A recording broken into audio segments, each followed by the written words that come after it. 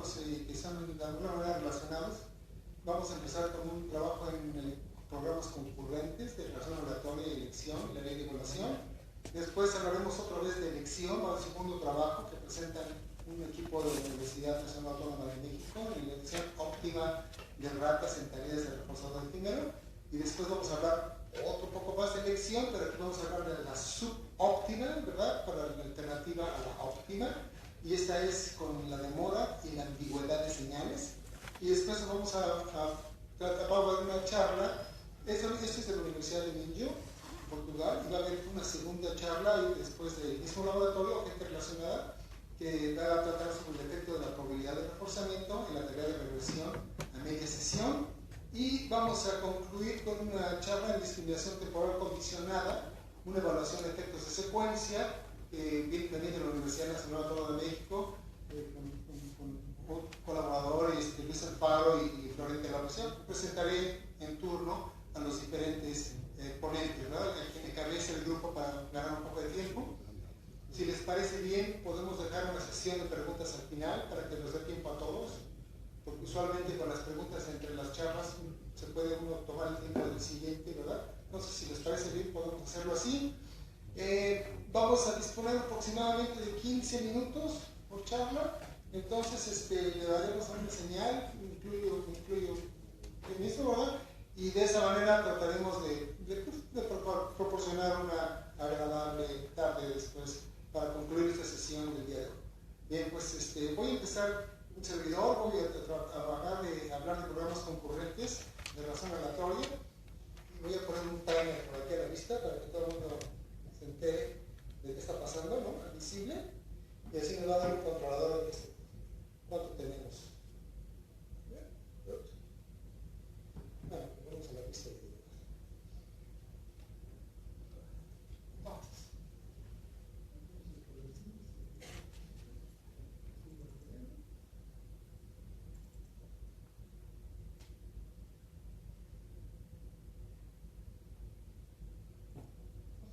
Muy bien. Sí, creo que lo tiene ahí. Se enciende debajo.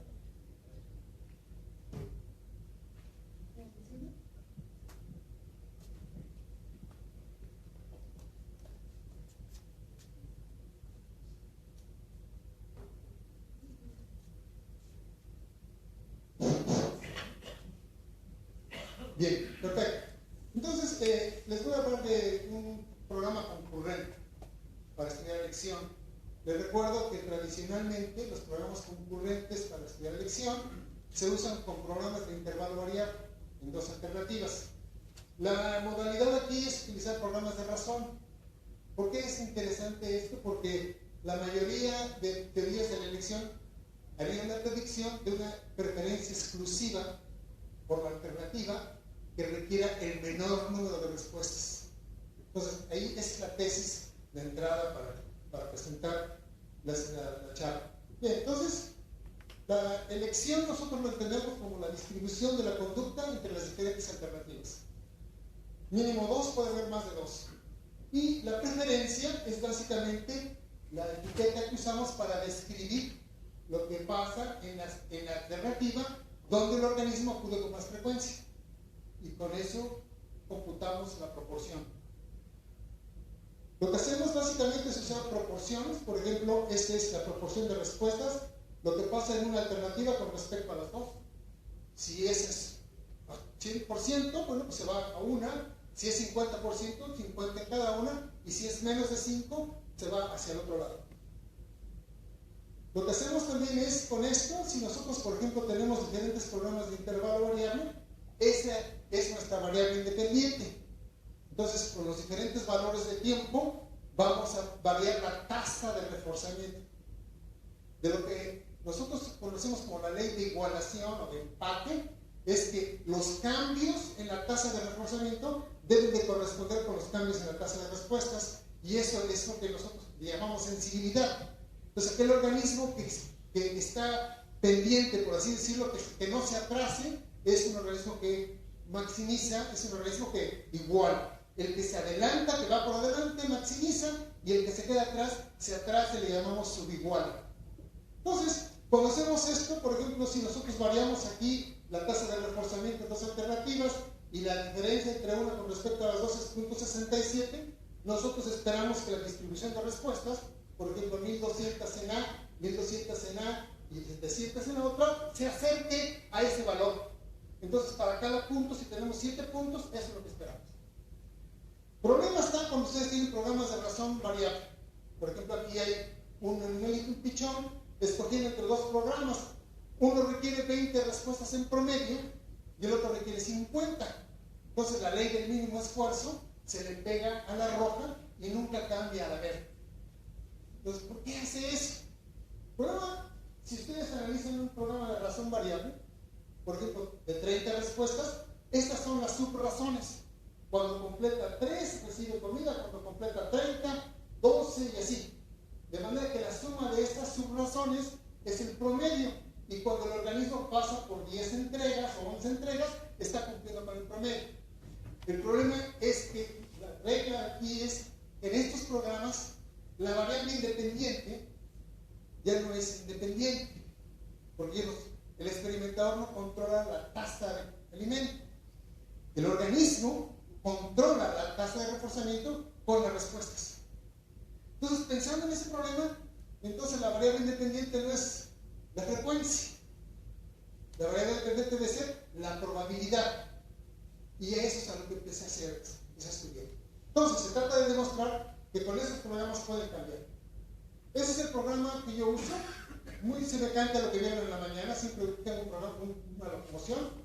Empieza el componente, aprieta la palanca trasera y se insertan dos palancas, y ahí cuando escoge una, la otra se retira, y ahí puede estar todo el tiempo, a menos de que decida cambiar, y entonces tiene que ir a la palanca de atrás, desenganchar, moverse, ir a la de atrás, apretar, se extiende la otra y se retrae la que está usando. Y eso es todo, eso que tiene que hacer. Entonces, ¿qué hago aquí? Para hacerlo de esta manera, pues tengo unidades de respuesta. Le puedo pedir 2 como base, 4 o 8. Y le añado una probabilidad. Por ejemplo, aquí ustedes tienen 8 razones que dentro de la misma sesión estamos estudiando. Algunas veces la izquierda tiene de 8 a 1, de acuerdo a la probabilidad. Por ejemplo, 2 respuestas y 0.16 de probabilidad. O 2 respuestas y 0.02 de probabilidad. ¿Qué quiere decir? 2 respuestas. ¿Cuál es la probabilidad de recibir reforzador de 2? 0.16 de 100. Y la otra es 0.02. Y eso genera razones aleatorias bastante considerables. Nosotros repetimos este procedimiento. Algunas veces las dos palancas tienen la misma probabilidad y requieren el mismo número variable de respuestas. ¿Me entienden esta parte, verdad? Entonces, podemos tener situaciones en donde a veces la izquierda tiene más probabilidad. Lo que hacemos es siempre mantenemos constante la probabilidad en una y variamos la probabilidad en la otra, para que genere las diferentes razones. Y estudiamos por 9 veces cada unidad con las probabilidades. Recuerden que dentro de la sesión esto ocurre. Vamos a decir, son 7 componentes y cada componente tiene 10 oportunidades de comida. Entonces, para la rata ahí que está trabajando, no hay manera, no hay secuencia, no hay manera de saber cuál viene, no hay manera de saber cuál es el par, y ellas, cualquiera que sea, depende de la respuesta. ¿Vale? Entonces, lo que hacemos es utilizamos la ley de igualación con proporciones, multiplicación cruzada con proporciones de respuestas, proporciones de reforzadores, A con respecto a el denominador y el numerador, y el denominador con respecto al otro numerador puede llegar a una razón. Entonces, esta expresión, respuestas en A con respuestas en B y reforzadores en A con reforzadores en B, esta es una estimación del sesgo y esta es una estimación de la sensibilidad. Entonces, si el organismo con la respuesta hace, la probabilidad varía la tasa de alimento, que es la variable independiente por la probabilidad, no por la frecuencia, esperamos que la variable dependiente a razón de respuestas también varíe de alguna manera que sea correspondiente. Entonces, si lo hacemos, y estas son las gráficas que tenemos, de manera que se varíen por ejemplo, aquí estamos bloques de un día, son 15 días cada bloque, y ustedes están viendo que tenemos 12 bloques con las diferentes unidades de 2, aquí estamos presentando por ejemplo de 2 unidades. Estos puntos de aquí, esta es la escala de la Y, razones de respuestas, razones de reforzador. Si no cambiaron, entonces esa línea sería plana. Y el hecho de que la línea, por ejemplo, muestre en medio este punto, es el de 1 a 1. 1 sobre 1, logaritmo de 1, 0. Indiferencia. Los números positivos es que la izquierda tiene mayor probabilidad y da más a S que a la derecha. Y los números negativos son mayor probabilidad en la palanca del otro lado y por lo tanto son valores negativos. Entonces ustedes pueden aquí seguir con cada punto los 7 puntos de las manipulaciones que estamos haciendo. Y lo que te muestra claramente es una subigualación porque las pendientes son menores a 1, son de punto 32, punto 35, pero la R cuadrada es de punto 962. Quiere decir que las variaciones en respuesta que ocurren, los cambios en la razón de respuestas, corresponden a los cambios en la razón de reforzamiento. Después analizamos análisis de secuencias con respuestas unidades de 2, 4 y 6. Por ejemplo, el logaritmo de respuestas izquierda sobre derecha, y aquí vamos, cuando escoge la izquierda, está confirmando un reforzador. Cuando cambia, la preferencia cambia al otro lado y desarrolla la secuencia en el otro lado. Simple y sencillamente esto se ha hecho con programas de intervalo, mostramos que así es. También mostramos que hay pulsos de respuestas. Cuando recibe el reforzador, si recibe en la izquierda, ahí sigue la actividad y luego ya viene diferencia. Y esto también con unidades de 2, 4 y 8 se ha mostrado en programas de intervalo. También lo que hacemos es mostrar ahora de los programados, reforzadores programados, 8 a 1, 4 a 2, 1 a 1, cuáles son los obtenidos, qué es lo que la rata recibe. Y estas son correlaciones. Las correlaciones algunas veces son de 1, entre lo que programamos y lo que obtiene.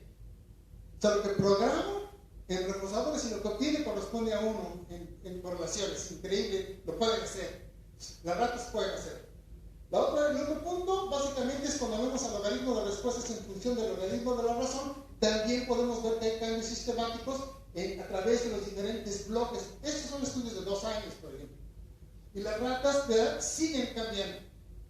También utilizamos una ecuación para que nos permita detectar el punto de partida de la sensibilidad, el punto máximo de la curva, el punto donde rompe y el punto donde inicia la curva. En otras palabras, esta es una ecuación que utilizamos en un trabajo anterior, Pinar y yo, y es una ecuación de Lorentz y tiene 4 parámetros. Y aquí nos va a dar, por ejemplo, para lo que queremos saber de los cambios, si cambia de un lado a otro, nos va a decir la amplitud, la área, la amplitud, y nos va a estimar la pendiente. Entonces, aquí están los cambios. Estas son las razones: 1 a 1, 1 a 2, 1 a 4, 1 a 8, 2 a 1, 2 a 4 a 1 y así. Y entonces estas son el número de respuestas para cambiar de un lado a otro. Y ajustamos las curvas con la ecuación de Lorentz, y entonces al principio vean que es plana, y conforme el avanza en los bloques de ensayos, vean que nos puede dar diferentes áreas, diferentes amplitudes. ¿Y qué quiere decir eso? Que nos puede dar números, podemos cuantificar cambios para hacer predicciones, para evaluar otra variable independiente en el futuro, que puede ser la administración de un fármaco o lo que ustedes quieran. También lo que hacemos es, vamos a la razón de respuestas en función de la razón de comida, y esta es la unidad de 8 respuestas. Entonces, 8 nos da la probabilidad, genera unas razones gigantescas. Y esta rata aquí está cambiando conforme lo vamos dando consecutivamente. Estos son los bloques, y ahora lo analizamos comida por comida. Ya no analizamos todas las comidas que ganan una sesión. Ahora juntamos todas las sesiones, pueden ser 300 sesiones. Y debemos cuántas respuestas de una izquierda y a la derecha antes de llegar al primer reforzador. Y luego computamos cuántas hizo para llegar al segundo. Entonces lo hacemos localmente. Entonces, comida por comida nos permite ver cambios anticipatorios. Por ejemplo, aquí cuando la primera comida ven que está plano, la segunda comida, la tercera, la cuarta, conforme va recibiendo más, el reforzador entonces no es un reforzador, es una guía. Está guiando al animal. Es como un estímulo discriminativo, algo que ya había dicho Baum y Davidson. Entonces el reforzador lo que está haciendo es guiar el comportamiento. Lo que hacemos después es tenemos un modelo de 4 parámetros para ver el ajuste de esas estimaciones de sensibilidad, y tenemos un parámetro que el punto inicial, un parámetro que nos da el punto terminal, un parámetro que nos permite ver la curvatura donde se aplana y un parámetro que nos permite ver la pendiente. Y entonces hacemos esos ajustes y ahora ya podemos decir la diferencia entre una unidad de 4 y una unidad de 8 en la probabilidad. Podemos decir, por ejemplo, que si el valor de A es diferente con 4 que con 8, o de A2, o donde la curvatura cambia, eso te dice donde la aceleración aquí va incrementando y de repente cambia, o cuando el parámetro de estimación de sensibilidad es mayor. Entonces ahora tenemos 3 modelos que nos permiten, con diferentes niveles cuantitativos, hacer predicciones, que es lo que queremos. Entonces, ¿qué concluimos de esto? Que las ratas no desarrollan preferencia exclusiva. En vez de esto, los resultados nos muestran subigualación. Entonces, esta manera de arreglo de programas concurrentes sí genera cambio. 2. La sensibilidad de la elección a los cambios en la razón de alimento incrementa con reforzador por reforzador. Tercero, la preferencia se mueve de una palanca a la otra con continuaciones y descontinuaciones. Si hay continuación, le sigue. Si descontinúa, cambia. Después decimos que los pulsos de preferencia, cuando termina de recibir alimento y sigue la misma insistiendo, ¿verdad? Son similares a los que encontramos con programas de intervalo variable. Y el estudio proporciona evidencia de una estrategia de respuesta que se ha utilizado, se ha explorado en conducta de forajeo, que se llama el muestreo, pico y demuestra. El organismo lo que hace es muestrear fijamente y después cambia, toma una muestra de lo que hay para optimizar el reforzador. Era lo que estaba en la mañana comentando en esa extensión. Y es a donde estamos, ¿verdad? Tenemos en los trabajos aquí, representamos los datos de 32 ratas que hemos estudiado en un periodo de 3 años. Porque al principio con 8 ratas como que decíamos, no nos van a creer. Entonces hemos estado trabajando con esto, ¿verdad? Viéndolo, y creo que descubrimos en conclusión que la variable independiente debe ser la probabilidad que se añade a la unidad en vez de apostarle a la frecuencia, porque es un disparate en este arreglo. Muchísimas gracias.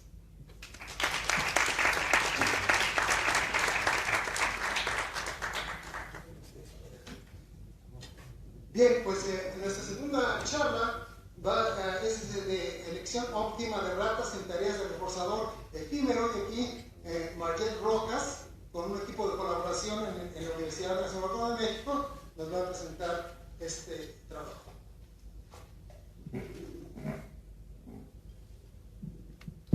Buenas tardes. Bien, el trabajo que voy a presentar es mucho más sencillo que todo esto. Una tarea muy simple que se ha utilizado últimamente, que ha tenido cierta popularidad, y específicamente en ratas, como ya lo ven. El equipo de trabajo, bueno, está el doctor David Ortuña, Manuel Trujano y Gustavo Aguilar de la Universidad Nacional Autónoma de México, y yo que estoy ahora en la Universidad de Guadalajara. Bien, como contexto general, yo sé que para la mayoría de los oyentes todo esto es muy familiar, voy a tratar de ir rápido, pero para algunos de ustedes que tal vez no estén del todo familiarizados, voy a hacer el introductorio. Entonces, la idea con la optimización básicamente es que si hay un bien, algo que nos gusta, nosotros deberíamos preferir más de ese bien que menos de ese bien, ¿verdad? Y a eso es lo que le llamamos en general optimización, o ser óptimo de la manera más simple posible. Y cuando no preferimos en una situación de elección la mayor cantidad del bien que hemos definido, entonces se dice que somos subóptimos. Ahora, en esta área de elección lo que principalmente se evalúa es cómo distintos organismos responden a situaciones de elección que tienen algún tipo de trampa, por decirlo así. Es decir, algún tipo de presentación que no facilita al organismo dar la respuesta que es óptima, ya sea por el tipo de estímulos que señalan el reforzamiento o por la estructura propia de la tarea. Bien. Y en esta tarea está inspirada en la forma como forrajean estos animalitos de aquí, que son los peces limpiadores. ¿Sí? Los peces limpiadores básicamente se alimentan limpiando los nutrientes que ellos encuentran en las escamas o las agallas de otros peces. Y lo que observaron quienes investigan estos peces es que, si ustedes se pueden imaginar que son los pececitos, el pez naranjita sería el pez limpiador, y donde el pez limpiador vive en su hábitat normal, viven una serie de peces que serían los peces azules, y es de donde el pez normalmente se alimenta. Sin embargo, en estos lugares de repente aparecen otro tipo de peces, que serían los peces verdes, que son más nutritivos, pero que no viven en la zona, sino que son efímeros, solamente están de paso. Y esto lo que les dio la idea a estos investigadores era que los animales estaban haciendo una elección, y era una elección con ciertas características. Llevaron esta situación al laboratorio y básicamente lo que pusieron a elegir a los peces entre dos platos de comida con puré de gamba, y la tarea consistía en lo siguiente: si el pez elegía, tenía disponibles los dos platos y elegía el que representaba al pez del hábitat, al que vamos a llamar permanente o subóptima, opción subóptima, la otra opción se cancelaba, porque el otro pez solamente está ahí por un momento. Mientras que si el pez limpiador elige la opción que va de paso, la opción efímera, cuando esta se va, de todas formas queda disponible el alimento permanente que siempre está ahí, y entonces puede acceder a 2 unidades de comida. Parece un problema simple, parece un problema simplemente de elegir entre una pieza o 2 piezas de comida. Bien. En el laboratorio los peces lo hacen perfectamente, igual que en el medio ambiente natural. Los loros grises también. Pero, para sorpresa de los investigadores, los chimpancés, los capuchinos y los orangutanes no parecían resolver bien la tarea. Cuando se les presentaba con la estructura que les acabo de comentar, un plato y elige uno, elige el otro, tendían a irse por la opción subóptima, la opción que terminaba en una sola pieza de comida. Bien. Todo esto, hasta ahora lo que he mencionado, viene de una tradición de psicología comparada, trabajos un poco más intermedios entre el ambiente natural y el ambiente laboratorio. Entonces, Senthal llevó este paradigma a la caja operante, que es donde nosotros nos sentimos más cómodos, por supuesto, y introdujo palomas. Básicamente lo que hizo fue el mismo arreglo, pero con teclas, ¿no? Una tecla deja disponible la otra, da 2 piezas de comida, y la otra tecla, después de cada reforzador, anula la otra opción. Y encontró, en este caso, la que se llama experimento 2, automatizada, que las palomas también caían en la trampa, ¿vale? O sea, no preferían la opción que les daba 2 piezas de comida, y que entonces estaban eligiendo de manera subóptima. Probó posteriormente con ratas y encontró una ligera diferencia, es decir, las ratas son más o menos indiferentes entre las opciones, pero contrario a lo que se esperaría, tampoco eligen consistentemente la opción óptima, la opción que les da mayor reforzamiento. Bien. Más adelante hizo otra manipulación y lo que pensó fue que quizás si introducía algo que llama un procedimiento o una manipulación de compromiso a priori en la elección, entonces se podía mejorar la ejecución de las ratas y palomas. Bien, entonces básicamente la estructura de la tarea es esta, ¿no? Si tenemos las 2 opciones, arriba la subóptima y abajo la óptima, la primera respuesta, que estoy poniendo ahí con RF1, activaría un intervalo fijo 20, es decir, demoraría el reforzador un tiempo, y en el caso de que elija la opción subóptima, entonces eso terminaría en reforzador, intervalo entre ensayos y ya. Pero en el caso de la opción óptima, entonces elige la opción, va al intervalo fijo, reforzador, y eso, y todavía tiene disponible la opción permanente. Entonces tiene que picotear de nuevo o palanquear, y obtiene el reforzado. Con este procedimiento encontró que tanto las ratas como los pichones dejaban de ser subóptimos y pasaban a elegir la opción óptima. Bien, y ahora lo que nosotros hicimos. En nuestro laboratorio lo que decidimos fue hacer dos pequeños cambios respecto al procedimiento anterior, un poco metodológicos principalmente. Nosotros introdujimos ensayos forzados, entonces trabajamos con 50 ensayos divididos en 10 bloques. En cada bloque 2 ensayos forzados para garantizar que el animal sí tenía exposición suficiente a las dos opciones y 3 ensayos de elección en cada bloque. Adicionalmente, nosotros incluimos un intervalo entre ensayos más largo que el originalmente utilizado por Stental. En los experimentos anteriores, él había estado utilizando 5 segundos y nosotros utilizamos 20. Sin compromiso ni otra modificación, lo que obtuvimos básicamente es que las ratas, de manera mucho más rápida, obtuvieron o llegaron a preferir la opción óptima. Cada punto ahí sería una sesión, cada sesión tiene 30 ensayos de elección. Y en ese caso, bueno, desde la tercera o cuarta sesión, ya la elección es estadísticamente significativa, diferente de indiferencia. Y luego realizamos una reversión simplemente para descartar cualquier sesgo y encontramos que aunque en la reversión se tarda un poco, vuelven a preferir la opción que es óptima. Bien, bueno, entonces les prometí que era muy sencillo. La idea es que tanto en el caso del experimento de Stental con el compromiso, es decir, con la manipulación que incluye un intervalo fijo 20, como en nuestra manipulación en la que simplemente alargamos el intervalo entre ensayos, en ambos casos los animales lograron elegir la opción que daba mayor reforzamiento.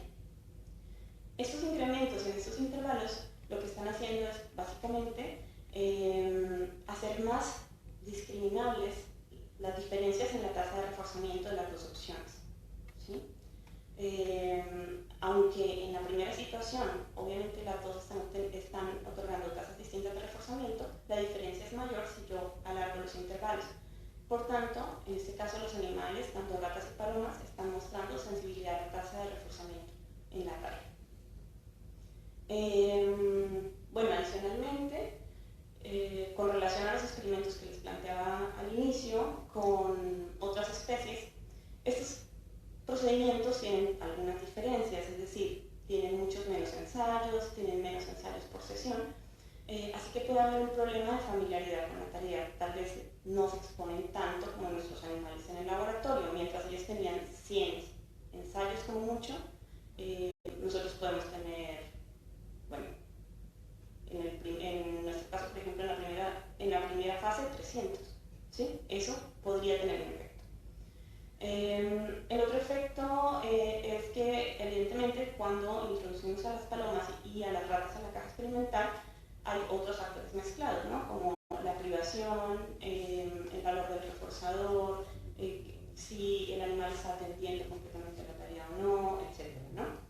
Entonces, creo que mi conclusión hasta este punto en general sería que los animales sí son óptimos en esta tarea, pueden aprender a elegir la opción que da mayor reforzamiento, y eso va a depender de qué tan discriminables sean las opciones y de que las condiciones de privación sean óptimas, las condiciones estándares que nosotros tenemos en el laboratorio.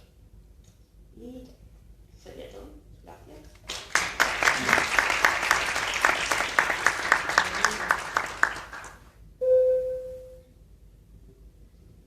Muchas gracias, María. Se me olvidó mencionar que es una colaboración entre la Universidad de Guadalajara y la Universidad Nacional Autónoma de México, el trabajo que acaban de escuchar en elección óptima, y nos mostró unos resultados que son en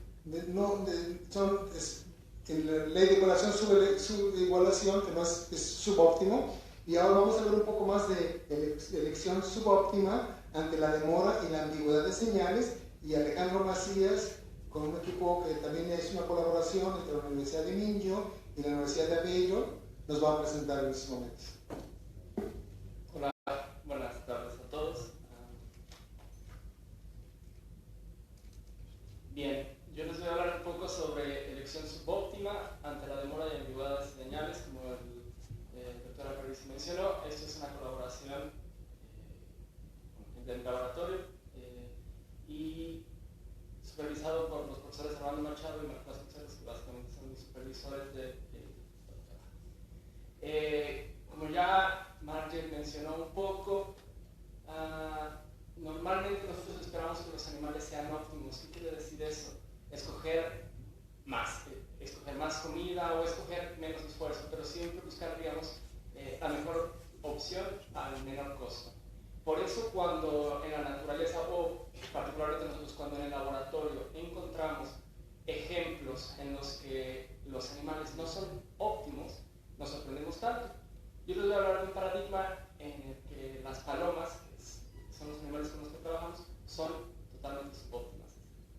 Les voy a explicar el procedimiento típico. Imaginen una paloma que puede escoger entre dos alternativas. Por ejemplo,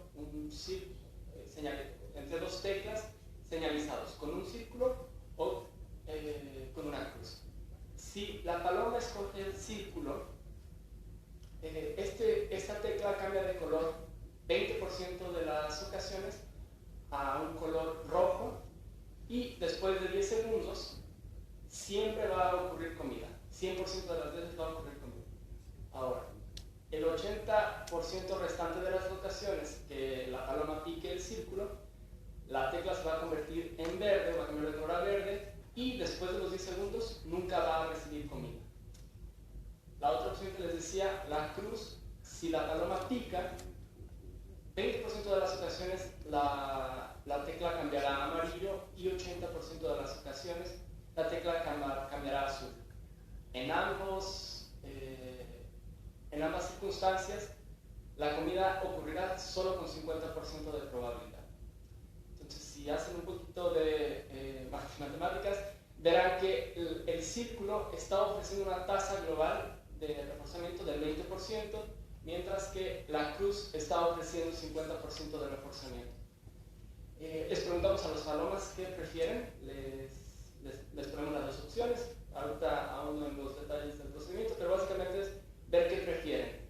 Y bueno, estas preferencias las representamos en forma de una proporción.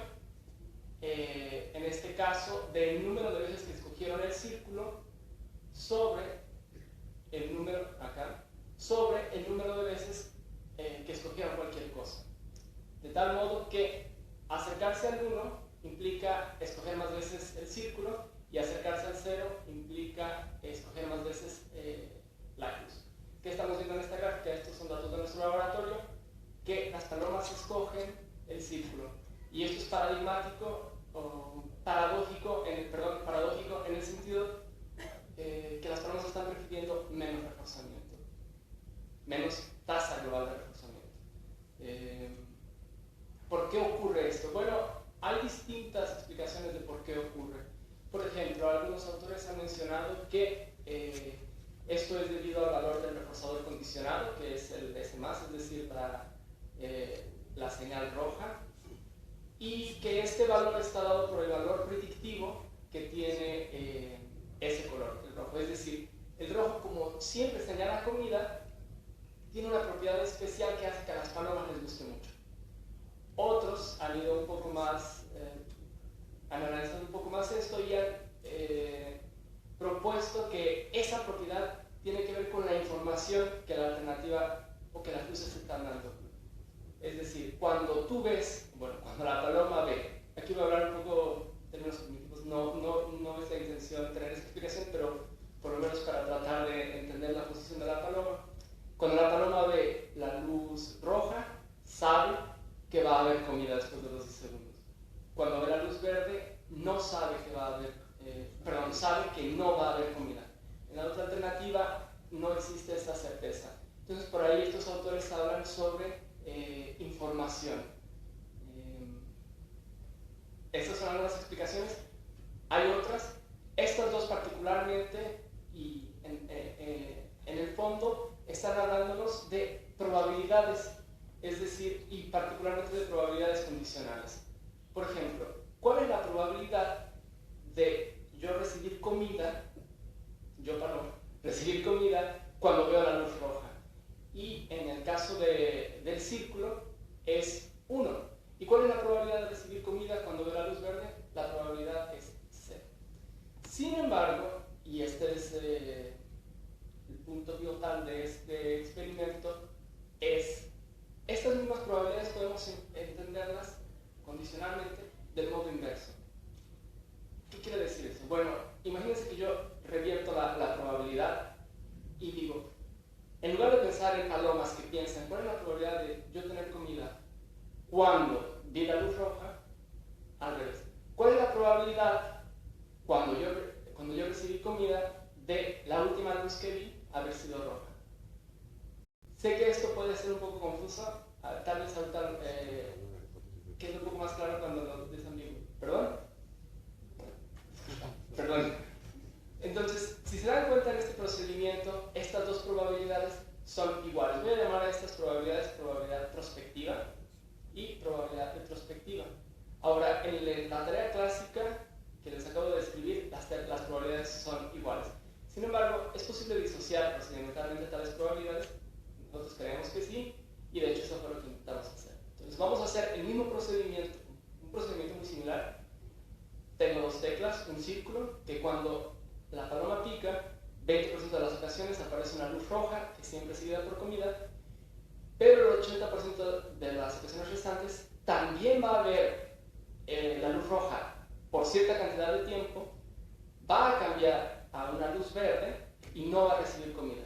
Voy a preservar el nombre ese más por cuestiones para explicar el procedimiento, aunque claramente aquí ya ese rojo ya no necesariamente es un S más, pero la otra alternativa permanece igual y las tasas de reforzamiento siguen constantes. Ahora, si nos damos cuenta, la probabilidad prospectiva de recibir comida, dado que se presentó un S+, se degradó, bajó de 1 a 20%, por lo menos en el momento de elección. Es decir, la paloma cuando pica el círculo, ve rojo, solo le está indicando que tiene 20% de probabilidad de recibir comida. A diferencia de la otra tarea donde inmediatamente la probabilidad ya se convertía en 1. Aquí no, aquí permanece en 20 por cierto tiempo. La probabilidad retrospectiva sigue siendo 1, es decir, ¿cuál fue la probabilidad de que lo último que yo vi fue rojo cuando entregó comida? Y se dan cuenta, ese es 1. Siempre que ocurrió comida, lo último que vi fue rojo. Siempre que yo vi comida en esta alternativa, lo último que vi fue rojo. ¿Por qué? Porque cuando no recibí comida, lo último que vi fue verde. Entonces, ese es nuestro procedimiento para separar estas dos probabilidades. Ahora, ¿sobre cuál de estas dos probabilidades recae esta preferencia subóptima, esta preferencia por menos reforzador?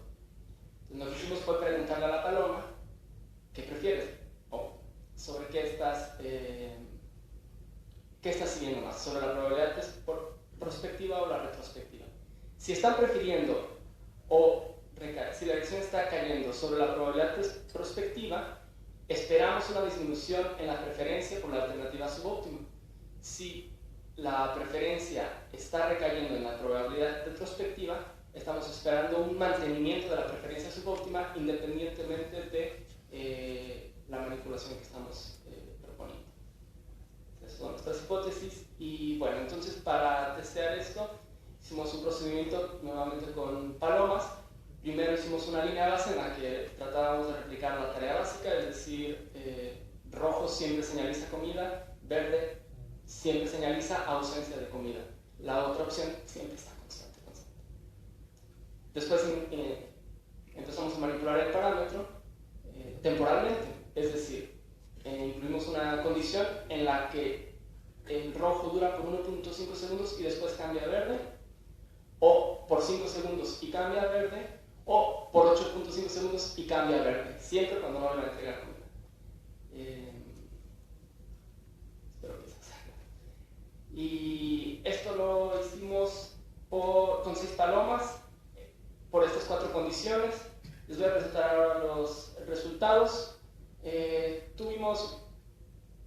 los resultados representan solamente las últimas 3 sesiones o el promedio de las últimas 3 sesiones de estabilidad, un criterio de estabilidad que establecimos, no es relevante ahora, pero es el promedio de todas las palomas. Repito, en las últimas 3 sesiones de estabilidad. Entonces, nuevamente presentamos los resultados como una proporción de la preferencia. 1 es preferir la opción subóptima, 0 es preferir la opción óptima. Cuando teníamos la condición base, el procedimiento típico, nuevamente encontramos una alta preferencia subóptima, es decir, las palomas preferían la opción con menos comida. Consistentemente replicado. Pero cuando introdujimos primeramente nuestra manipulación, 1.5 segundos, la preferencia cayó casi a niveles del 40%. A pesar de que las tasas de reforzamiento eran exactamente iguales. Con 5 segundos cayó aún un poco más y con 8.5 segundos cayó aún un poquito más. Entonces, básicamente, estos resultados que nos indican algo. Bueno, una disculpa, olvidé decirles, estadísticamente la línea base es diferente a las otras 3 y aunque pareciera existir ahí un comportamiento decreciente, dependiente del tiempo, los post-hocs no revelaron ninguna diferencia entre este y este punto, solo entre este punto y los 3 restantes.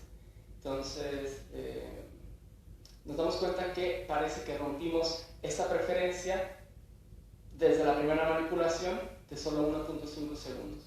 Entonces, regresando a nuestra hipótesis inicial, bueno, sí, a nuestra hipótesis de preguntarle a la paloma, ¿tu elección de qué está dependiendo más? ¿De la probabilidad prospectiva o de la probabilidad retrospectiva? Pues parece que nos respondió de la probabilidad prospectiva. ¿Qué podemos decir de esto? ¿Qué sacamos de todo esto? Bueno, tal vez nos ayuda un poco poner la tarea en una preparación o en un arreglo que asemeja al condicionamiento pavloviano. Esto es básicamente la tarea clásica. Si se dan cuenta, tenemos solo la parte final, ya no la parte de la elección. Bueno, tenemos la parte de la elección en el círculo y en la cruz, pero vean cómo tenemos lo que viene después de la elección. Cada bloque representa un ensayo. Si se dan cuenta, en 10 ensayos de la alternativa subóptima, verde, sin reforzador, 8 veces. Y 2 veces B, rojo, y la correlación con comida es 1, es perfecta. En la otra alternativa, B 8 veces azul, la mitad de las veces con comida y la mitad sin comida. Y B 2 veces amarillo, la mitad de las veces con comida y la mitad de las veces sin comida. Entonces la correlación ya es 0.5, es mucho más baja. En la tarea que yo diseñamos en el laboratorio, lo que está ocurriendo es algo similar, pero siempre ve rojo, verde, sin comida. Rojo, verde, rojo, verde, rojo, verde, rojo, verde, rojo, verde. Sin comida y solo un par de ocasiones rojo con comida. Cuando lo ponemos así es más evidente cómo nosotros degradamos esa predicción. Es otra forma de presentar la tarea. Entonces, ¿qué es lo que está pasando? ¿Qué podemos pensar de esto? Parece que tal vez las palomas, después de todo, tienen mecanismos, no sé cuáles, esa es la parte interesante, pero tienen mecanismos que les ayudan o les permiten identificar más que la simple correlación entre estímulos en tiempo. Repito, esos mecanismos tal vez por ahora son difíciles de proponer, pero me llevan a plantear si tal vez es un momento en el que tenemos que pensar cuáles son esas propiedades a lo que los estímulos son sensibles, cómo integramos dichas propiedades en conceptos que nos permitan describir y explicar mejor el comportamiento y sobre todo comportamientos como el que estoy describiendo subóptimos, y particularmente para la elección subóptima, ¿qué podemos hacer con algunos conceptos a los que a veces le tenemos cierto recelo, pero que podrían, por lo menos por ahora, ayudarnos a entender esto, tales como reducción de incertidumbre, o información, ambos tomados de otras áreas, pero que muchos de nosotros estamos familiarizados porque tal vez por ahora son herramientas que nos podrían permitir explicar estos fenómenos. Y eso es todo. Gracias. Muchas gracias, Alejandro. Bien, pues vamos a proceder con más evidencia de elección subóptima. Ahora Cristina Dos Santos nos va a hablar del efecto de la probabilidad de reforzamiento en la tarea de reversión a media sesión. Es un trabajo también conjunto de colaboración entre la Universidad de Mindio y la Universidad de Heidelberg. Bueno,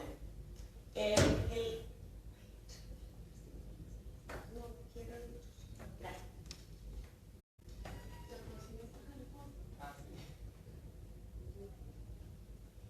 Les voy a hablar un poquito del efecto de la probabilidad de reforzamiento en la tarea de reversión a media sesión. Parece no muy relacionado con lo que veníamos hablando antes, pero voy a tratar de convencerlos de que es más o menos el mismo tema, ¿no? La tarea de reversión a media sesión es una tarea más o menos reciente y bastante simple. ¿De qué se trata? Los animales son expuestos primero a los estímulos discriminativos, es una simple discriminación simultánea. Una tecla da comida y la otra tecla no da comida al comienzo del ensayo, al comienzo de la sesión, perdón. A medida que van avanzando los ensayos, revertimos las contingencias y ahora la tecla o el estímulo que antes daba comida, ahora ya no da y viceversa. Parece bastante sencillo, ¿no?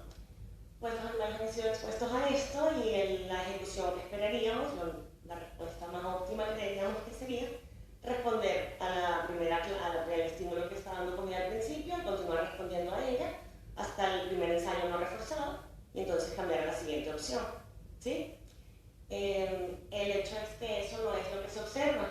La ejecución típicamente encontrada tiene más o menos esta forma. Los animales comienzan respondiendo muy bien a la respuesta correcta, pero a medida que nos acercamos al punto de reversión comienzan a cometer errores, que es lo que llamaríamos errores anticipatorios, empiezan a contestar o a responder a la otra alternativa. Eso es cuando estamos evaluando la ejecución en proporción de respuestas a una de las claves, ¿no? ¿Qué tiene de interesante esta tarea? Bueno, se parece a otros procedimientos que nos han permitido estudiar el control temporal. En la tarea de reversión a media sesión parece que el mejor indicador de las contingencias en juego es el paso del tiempo. Los animales no deberían estar anticipando el punto de reversión cuando hay claves locales, inmediatas, que dan información bastante certera de de dónde recibir comida, ¿no? Esto se parece a lo que hacemos en otras tareas, esto no es un gran descubrimiento, y en esas tareas son otros procedimientos psicofísicos que se utilizan para estudiar la percepción temporal en situaciones o en ambientes regularmente cambiantes. ¿Cuáles son estos? Están aquí en inglés, como la tarea de reversión serial y los procedimientos psicofísicos de operante libre. ¿Cuál es la principal diferencia entre estas tres tareas? Es simplemente la escala a la cual ocurren. El procedimiento psicofísico de operante libre, la reversión ocurre en cada ensayo. Entonces, a mitad del ensayo, ya la tecla que era correcta, ahora es la incorrecta y viceversa. En la tarea de reversión a media sesión, la escala en la que la reversión ocurre es a mitad de la sesión. Y en las tareas de reversión serial, normalmente es a mitad del experimento o entre fases que revertimos las contingencias. ¿Por qué les hablo de estas tareas? Porque todas estas tareas, si lo pensamos un poquito, son tareas de elección en las que el animal tiene dos opciones, tiene que escoger y nos permiten estudiar la percepción temporal. Se sabe que en tareas de elección la probabilidad de reforzamiento debe determinar de algún modo el que elija una opción u otra, ¿no? Es lo que hemos venido hablando esta tarde. Entonces tiene bastante sentido pensar que al alterar la probabilidad de reforzamiento en una tarea de elección que implica percepción temporal, pudiéramos sesgar la percepción temporal. Y eso no es secreto, también ha sido estudiado y se los voy a mostrar en un experimento previo de Bison White del año 95. Ellos utilizaron el procedimiento psicofísico de operante libre, que les recuerdo cómo es. Es igualito al de reversión a media sesión, pero por ensayo. La primera mitad del ensayo reforzaron la tecla izquierda únicamente, con programas concurrentes de intervalo variable y intervalo variable. Entonces, la paloma es expuesta a esta situación. Durante los primeros 25 segundos, solo las respuestas a la tecla izquierda son correctas, con un intervalo variable x. Durante los segundos 25 segundos del ensayo, es decir, del segundo 26 al 50, ¿sí? La tecla de la derecha es la que es reforzada bajo otro programa de reforzamiento. ¿Qué hicieron los autores? Manipular los parámetros del programa de intervalo variable para más o menos controlar la probabilidad de reforzamiento, o mejor dicho, la tasa de reforzamiento de cada una de las alternativas. ¿Qué encontraron? Bueno, aquí hay muchas curvas, vamos a ver si no me confundo yo. Tenemos acá la proporción de respuestas a la tecla derecha, es decir, la que era correcta en la segunda parte del ensayo. Lo que quiere decir que estamos esperando que la paloma responda mucho más hacia el final, ¿cierto? A ver. Entonces tenemos una mayor proporción de respuestas hacia el final de la fase. Este es el ensayo. La tecla derecha, pocas respuestas, y en todos los casos aumenta. ¿Qué quiere? Que vamos a ir ahora a cada una de las curvas. Si vemos primero la de los cuadritos blancos, es la situación en la que las dos teclas tenían un programa de intervalo variable exactamente igual, que era 60-60. Si se fijan, las palomas eran indiferentes a las dos teclas alrededor de, esa es esta curva, la mitad del ensayo, que es más o menos lo que esperamos. Cuando no hay diferencia en la probabilidad de reforzamiento o en la tasa de reforzamiento de cada tecla, pues las palomas no empiezan a responder ni más tarde ni más temprano a ninguna de las opciones, sino que alrededor de la mitad pues empiezan a cambiar de alternativa, ¿sí? Ahora, ¿qué encontraron ellos? Que cuando una de las alternativas es mucho más rica que la otra, los sujetos empiezan a responder a esa alternativa más temprano o se quedan en ella por más tiempo. ¿Cómo es eso? Veamos primero la curva esta.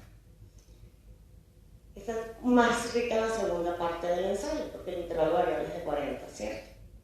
Entonces, las palomas recibían mucho más comida en la segunda parte, lo que quiere decir que antes de llegar a la mitad ya empezaban a responder a la tecla derecha. En el caso contrario, vemos la última curva, la de los circulitos.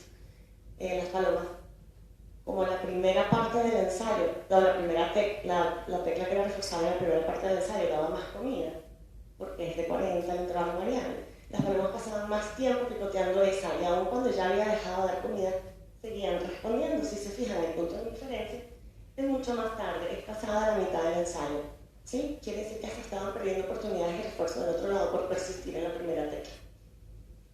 ¿Qué nos muestra esto? Pues que los puntos de indiferencia van a ser interpretados como que la percepción temporal es sesgada y tienen una preferencia hacia una tecla que sobre la otra, ¿sí? Si se fijan, todas las curvas son paralelas, pero simplemente están desplazadas hacia un lado o hacia otro. Bien. ¿Qué tratamos de hacer nosotros luego en este experimento que les tengo que presentar? Es el primer pedacito de mi tesis doctoral.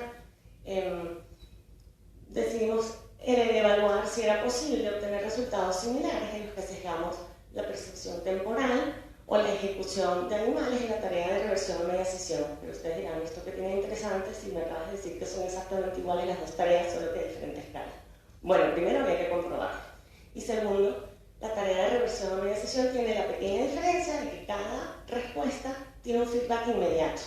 En esta tarea de Lewis y White, la paloma no está tan segura de qué está pasando porque es un intervalo variable. Muchas respuestas no son reforzadas y eso no quiere decir que el programa haya cambiado, ¿cierto? Entonces, lo que queremos ver es si la percepción temporal y la ejecución son sesgadas exactamente de la misma manera cuando manipulamos probabilidades de reforzamiento, con la diferencia de que los animales tienen una clave adicional para indicarles cuál es la respuesta correcta, ¿sí? A pesar de que en la tarea tradicional la ignoran, que es la consecuencia del ensayo anterior, ¿sí? ¿Cómo hicimos esto? Pues nos sometimos a esta tarea exactamente igual como se las describí. Tenía 80 ensayos y en los primeros 40 reforzamos la tecla roja, fue contrabalanceado todo, y en los segundos 40 ensayos ahora reforzábamos la verde, ¿sí? ¿Cómo era exactamente esto? Pues cuando un ensayo era reforzado, tenían acceso inmediato a 2 segundos de alimento, un intervalo entre ensayos de 3 segundos. Cuando el ensayo no era reforzado, pasaban directamente a un intervalo entre ensayos de 5 segundos y comenzaba el siguiente ensayo. ¿Bien? Ahora, todos los animales pasaron por diferentes condiciones y aquí fue donde manipulamos las probabilidades de reforzamiento de cada mitad de la sesión. La primera, o una de las condiciones, bueno, los nombres corresponden a la probabilidad de reforzamiento de cada mitad. Entonces, por ejemplo, med-med es porque es mediana o intermedia. La primera y en la segunda mitad de... En la primera y en la segunda mitad de la sesión recibía el 50%, o la probabilidad de 0.5. En la condición alto-bajo, o alta-baja, en la primera mitad la probabilidad de reforzamiento era alta, era de 1, y en la segunda mitad era baja, era de 2. Igual, al contrario, en la baja alta era de 0.2 y en la segunda mitad la probabilidad de reforzamiento era 1. Y en la última condición, alto-alto, la probabilidad de reforzamiento en ambas era 1, es la tarea clásica. ¿Sí? Los animales hicieron cada una de estas condiciones por 40 ensayos, excepto la última que tiene menos y luego les explico. ¿Qué fue lo siguiente? Ok, ¿en qué orden pasaron por cada una de estas fases? Todos los animales comenzaron con med-med, porque es de 50-50, que era más o menos para que se prepararan a un reforzamiento intermitente, ¿no? Luego hicieron alto-bajo, bajo-alto, repetimos estas dos fases. Estas dos fueron contrabalanceadas en diferente orden. Y por último, alto-alto, todas. Hicimos todos los análisis, contrastes, no había diferencias de efecto de orden, ni en cada una de las veces que pasaron por las fases que repetimos. Entonces lo que hicimos simplemente fue promediar la ejecución de todas las palomas en los últimos 10 ensayos de cada 10 sesiones de cada fase. ¿Bien? Y lo primero que les voy a mostrar es la comparación de med-med, alto-alto, que son las dos fases en las que no hay diferencias entre las probabilidades de reforzamiento de cada mitad. ¿Qué esperaríamos con eso? De acuerdo a los resultados de Biso y White, esperaríamos una curva, las dos curvas deberían ser bastante similares, ¿sí? Y el punto de indiferencia más o menos alrededor del momento de la reversión. ¿Qué fue lo que encontramos? Pues exactamente eso. Las curvas son bastante similares. Hay un efecto del tiempo, por supuesto, no encontramos un efecto de la condición, de las curvas se cruzan y vemos hay una pequeña diferencia. La interacción no es significativa, pero es marginal. Entonces, pues, puede ser también un efecto de la menor tasa de reforzamiento en uno que en otro y diferentes teorías interpretarían esto como ajustes de reloj, etcétera, etcétera. Pero en general vemos unas curvas bastante similares a las que esperábamos originalmente. ¿Qué es lo más interesante que queremos ver? Es las condiciones en las que hay un diferencial o hay una diferencia en las probabilidades de reforzamiento de cada mitad, ¿no? Y esto fue lo que vimos. Bueno, primero quiero que veamos acá y nos fijemos en más o menos el punto de indiferencia, que es aquí, cruza aproximadamente la mitad de la sesión. La conducta parecía seguir estando controlada más por el tiempo que por las consecuencias, ¿ok? Y en la siguiente, si vemos primero, vamos a fijarnos en la condición bajo-alto, encontramos el desplazamiento de la curva que esperábamos, igual que en los datos, en el experimento de Biso y White, una curva desplazada en la que los animales responden o comienzan a responder más temprano a la opción que da más alimento. ¿Sí? Aquí la curva está al revés porque pues, en esta tarea generalmente lo hacen así. Estoy graficando son las respuestas a la primera, ¿no? A la primera alternativa. Entonces los resultados del bajo-alto no son tremendamente impactantes porque son exactamente los esperados y los que se encuentran en cualquier otra tarea de percepción temporal o una bisección temporal en cualquier cosa. En cambio, los de la condición alto-bajo fueron totalmente inesperados porque encontramos una ejecución que casi puede parecer de función, ¿cómo se llama? Función de un paso, de un solo paso, en el que los animales parecen estar siendo guiados aún más por las consecuencias de su conducta anterior, del ensayo anterior. Entonces me preguntarán por qué no estaban haciendo eso en la condición normal si las probabilidades de reforzamiento en la primera parte no cambiaban, han sido 100% para los dos. Bueno, eso es lo que estamos tratando de explorar acá. Por alguna razón parece que la diferencia es lo que es más importante, no la probabilidad de reforzamiento en cada mitad. Y la otra cosa que hay que señalar es que ya no siguen siendo paralelas las curvas en este caso. ¿Sí? Puede interpretarse como una interrupción del proceso de timing o de percepción temporal que ahora los animales han estado guiados mucho más por las consecuencias de su conducta y han empezado a utilizar las claves más informativas que tienen a su alrededor. Y ahora, un resultado adicional que no estábamos esperando, pero tampoco podemos interpretar muy bien, el resultado bastante interesante, es un efecto dinámico en la transición entre las fases, ¿ok? Entonces, para esto lo que hicimos fue analizar los primeros 10 ensayos de una fase, es decir, cómo empieza la ejecución cuando el animal se encuentra por primera vez con esas probabilidades de reforzamiento. Y después analizamos las últimas 10 cuando ya está en un estado estable, ¿ok? Cuando el animal pasa a la siguiente fase, volvemos a analizar las primeras 10, que nos dará un poquito de información de cómo reacciona ante el cambio en las probabilidades de reforzamiento. Y nuevamente la fase estable, la ejecución estable. Y eso es lo que les voy a mostrar. Imaginemos, y solamente me voy a centrar en el alto, bajo, bajo, alto, ¿ok? En esa transición. Aunque se generaliza para todas, pero ¿qué es lo primero que vemos? Imaginemos que esta es una paloma que viene de la condición MED-MED y presenta su ejecución tal como se las mostré, la curva típica, y luego pasa a la condición alto-bajo. Estas son las primeras 10 sesiones. Debe haber puesto la curva promedio, pero no, se la voy a imaginar. Pasa al estar la primera fase, las primeras 10 sesiones del alto-bajo. Y ya en la ejecución se empieza a ver que tiene muchos menos errores anticipatorios, ¿cierto? Esta parte.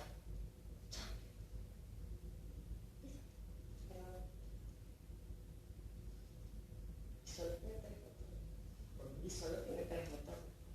Ya. Vale. Entonces, aquí empezamos a ver que ya tiene muchos menos errores anticipatorios. Sí, una ejecución mucho mejor al principio. Luego, en las últimas 10 sesiones de esa misma fase, la ejecución mejora muchísimo y desaparecen los errores perseveratorios. Aquí parece una función mucho más, con una pendiente mucho más fuerte. Ahora, ¿qué pasa cuando van a la fase bajo-alto? La ejecución, pues, por supuesto, la ejecución empeora y la curva se desplaza muchísimo más hacia la izquierda, lo cual es esperado, pero luego, al final de esta fase, la ejecución mejora muchísimo. Esto parece bastante lógico cuando se lo explico de esta manera, pero si lo piensan un poquito más de la manera, desde el punto de vista de cuál puede ser un mecanismo que explique estas respuestas abruptas ante el cambio en las probabilidades de reforzamiento, es difícil de entender qué es lo que está pasando en el sistema de aprendizaje o de respuesta de este animal. Porque lo que esperaríamos por casi cualquier teoría del aprendizaje es un cambio gradual o progresivo en la respuesta, en la elección de una respuesta, de una opción u otra.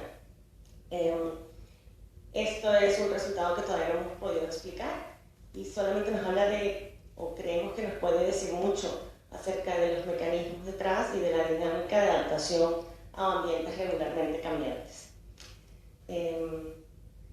En conclusión, o para cerrar, pues la diferencia, el mensaje que quiero que se acuerden quizás, es que la diferencia en las modalidades de reforzamiento en tareas de elección que implican una percepción o algún proceso de percepción temporal parecen incrementar o resaltar el control de las claves locales sobre la conducta, ¿sí? Y por último, bueno, que la ejecución en las transiciones sugiere un proceso dinámico de reajuste al ambiente que es difícil de explicar por casi cualquier teoría del aprendizaje. Parece encajar un poco en la descripción de recalibración, ¿sí? de Peter Killing, pero en el sentido descriptivo. No sé muy bien cómo pudiéramos explicar esto aparte desde el punto de vista del mecanismo detrás, pero bueno, eso es otro camino más que tenemos para explorar. Listo, gracias. Muchas gracias, Cristina.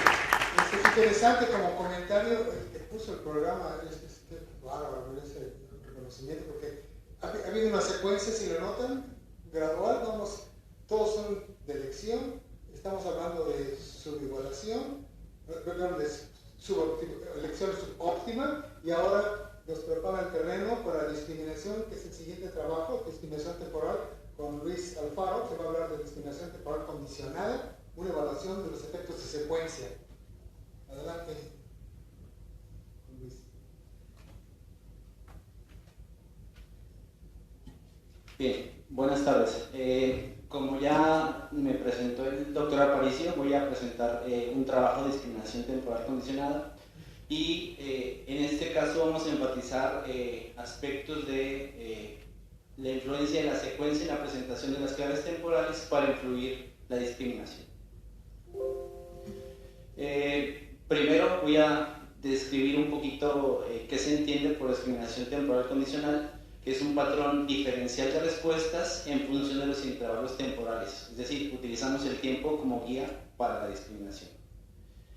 El procedimiento más utilizado habitualmente en este tipo de discriminaciones es el procedimiento de disección temporal, que consiste en establecer relaciones de equivalencia entre una duración corta y una alternativa de respuesta, por ejemplo en este caso la izquierda, que brinda reforzamiento.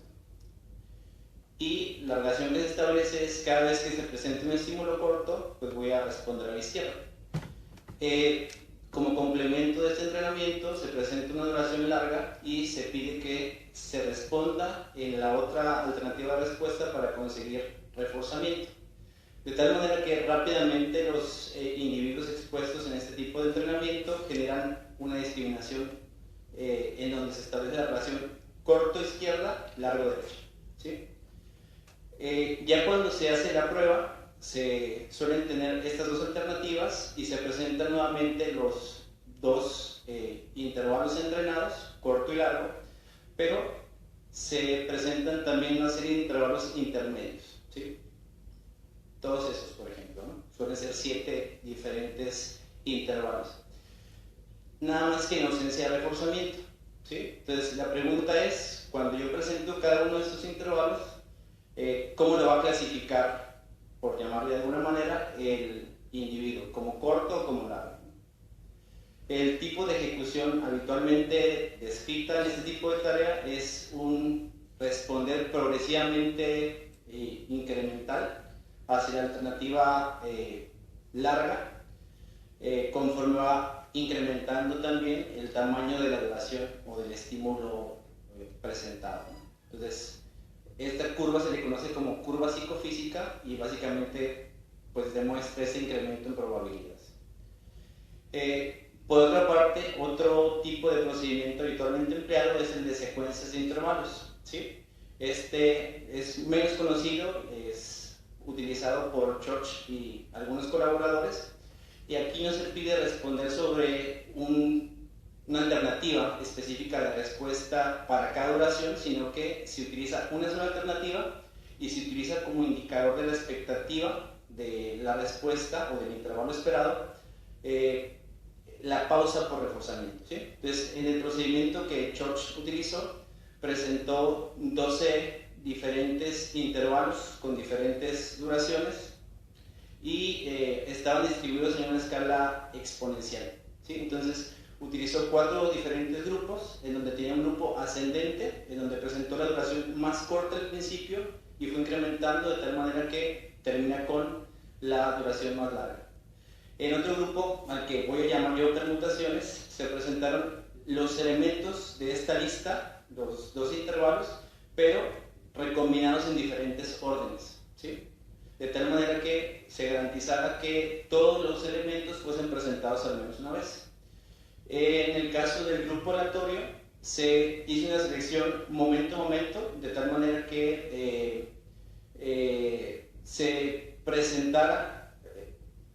se pudiera presentar un intervalo más veces dentro de un bloque de ensayos y otro, por consecuencias, fuese omitido, ¿no? O sea, repitiera de manera irrestricta la cantidad de veces que se presentaba un elemento. Y por otra parte, el último de los grupos fue una secuencia desordenada con repetición, es decir, no tenía un orden particular, sin embargo, en todas las sesiones se presentaba la misma secuencia, ¿sí? Y el patrón de ejecución observado fue que en los grupos en donde no había un orden aparente, pues había una pausa por reforzamiento constante, ¿sí? Y en el grupo ascendente había, digamos, cierto control de la pausa por reforzamiento en relación al intervalo que estaba por venir, ¿sí? Y en un segundo experimento complementó estos grupos añadiendo dos diferentes secuencias, descendente y rampa, ¿sí? Y los resultados fueron parecidos en términos generales en relación al arreglo ascendente. ¿Sí? Nosotros hicimos una tarea con humanos adaptada que trata de recombinar un poquito las dos tareas que les acabo de explicar. Es decir, tratamos de preservar la parte secuencial de la exposición de intervalos, pero vamos a añadir alternativas de respuesta, ¿no? Es una adaptación con humanos. Entonces, tenemos una tarea que consiste en que los participantes que eran adolescentes traten de anticipar la dirección en la que va dirigido un balón, tienen que parar un penal dirigiendo el portero con el mouse, y utilizando como clave para discriminar hacia dónde tienen que dirigir el penal el tiempo que se presenta el tirador antes del penal, ¿sí? Entonces, utilizamos como intervalo corto, 0.28 segundos, ¿sí? Y para atajar el penal, el participante tenía que guiar al portero a la esquina superior izquierda, ¿sí? Entonces, la relación ahí es corto, esquina superior izquierda o rojo. Como largo, utilizamos un estímulo de 80 segundos y la ubicación espacial a la que tenía que dirigir el portero era la esquina inferior derecha o color morado, ¿sí? Y entonces, para añadir los intervalos intermedios, decidimos agregar 3 duraciones adicionales, que fue 0.37 como intervalo intermedio corto a la esquina superior derecha para, pues, atajar el penal, y como intervalo intermedio largo a la esquina inferior izquierda relacionada con el color amarillo. Por último, como intervalo medio, 0.48 segundos, y tenía que dirigir el portero al centro, en donde coincidía con el color naranja, ¿no? Entonces teníamos 5 diferentes intervalos que coincidían con 5 diferentes ubicaciones posibles para elegir por el participante. Las ubicaciones que no están coloreadas no eran permitidas, es decir, una elección por parte del participante consistía en dejar al portero en una de las 5 ubicaciones coloreadas.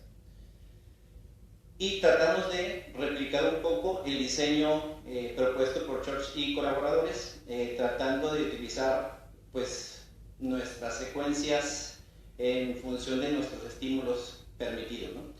Que teníamos un orden incremental o ascendente, en donde empezaban con el 0.28 y terminaban con 0.8, pero esta secuencia era presentada en 2 ocasiones, ¿sí? Dentro de un bloque. Fueron 12 bloques de 10 ensayos. El grupo descendente o decremental empezaba con 0.8 y terminaba con 0.28, y también dentro de cada bloque fue presentado por 2 ocasiones. Teníamos un grupo de rampa que presentaba el estímulo más corto al principio, llegaba al más largo y luego se repetía el más largo y empezaba a descender hacia el más corto.